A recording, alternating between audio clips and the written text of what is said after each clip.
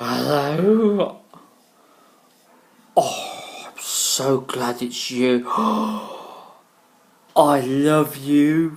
I do. I do love you. I do. Oh, do you like my wine? It's empty. Oh, gotta fix that. It's not empty. But I'm a little bit tipsy. Pissed as a fart. Do you know I made this wine?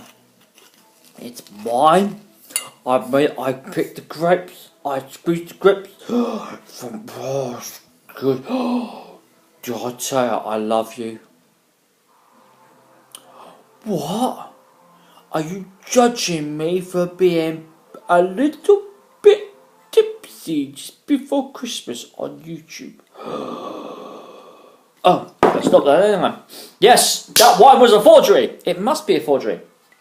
It says Hardy's, but it can't be Hardy's. Why? Because it's in my house. It's in my arms. It's being lovingly caressed by me. It means I made it. I made all of it. Every single bit. No, I did not buy it on special offers from Sainsbury's. I made the whole things. The wine, the grapes, the ground it was made on even. Yes, I own it. I went to the moon. Yes, I've been to the moon. Because I went to the Vatican and I saw the moon in the Vatican. Got the moon in the Vatican. They own the moon.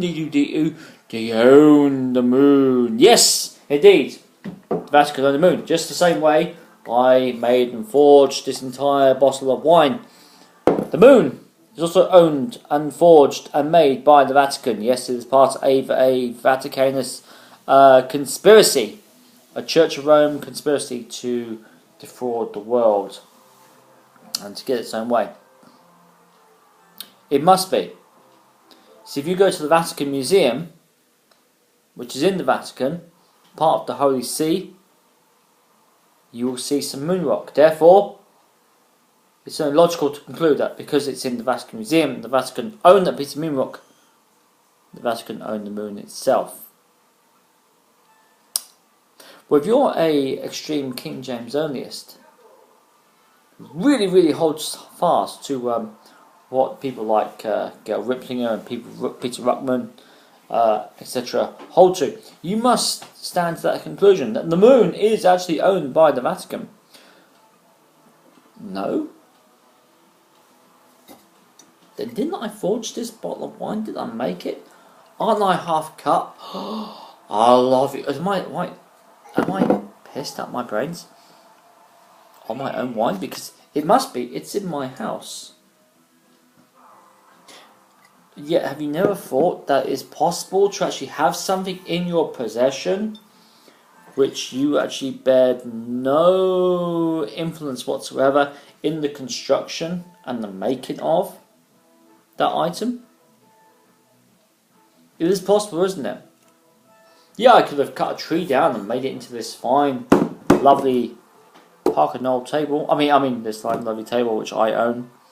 I made. No, it's a Parker Knoll. There you go, can you see it? Parker Knoll. I put my finger right over the camera. Okay. And it's Parker Knoll. It's wooden. I didn't make it at all, but it's in my house. So I own it as far as the fact that I paid for it and it's in my house. Well, my wife paid for it actually. But I didn't create it. And yet, the argument is, concerning the Codex Vaticanus, is that it is a Vatican forgery by the Church of Rome to put Catholic Bibles out into the world. When all the evidence says that they didn't. Yes, they owned it, and yes, it was even consulted in the writings of Desiderius Erasmus, because he knew it was there, and he wrote to his friend Bombastus in Rome when he was writing his edition of the Textus Receptus. But there was no evidence to say that the actual Codex Vaticanus itself was written by someone who had Roman Catholic sympathies, let alone someone who believed in the same dogmas and stuff which they introduced in recent years. I'm talking about the late 19th, 20th century. Because obviously the Vaticanus does date back to the, was it 5th century? 4th, 5th century? So even then it wouldn't have promoted the Roman Catholic dogmas of like the infallibility of the Pope, etc., and the deification of Mary, which have come in latter centuries. But the assumption is that because the Vatican own it, it's theirs and it's their forgery. That is simply not substantiable. And it's not a constructive argument to go down that line. Just the same way, you could try and say, well, because this is in my house, I'm actually responsible for making the whole thing. And consistently, if I had emptied this bottle and you'd seen me for several hours telling you how much I love you, I love you, then you could, put a case toward that I was certainly drunk, but you'd have to actually know 100% that I actually was responsible for melting the sand and making the bottle and printing the forged label and constructing the bottle and then filling it with wine and then emptying it down my throat of wine to actually say I'd actually made it. So just because it's in someone's house, someone owns it, doesn't mean they make it. And so like I said, to be consistent,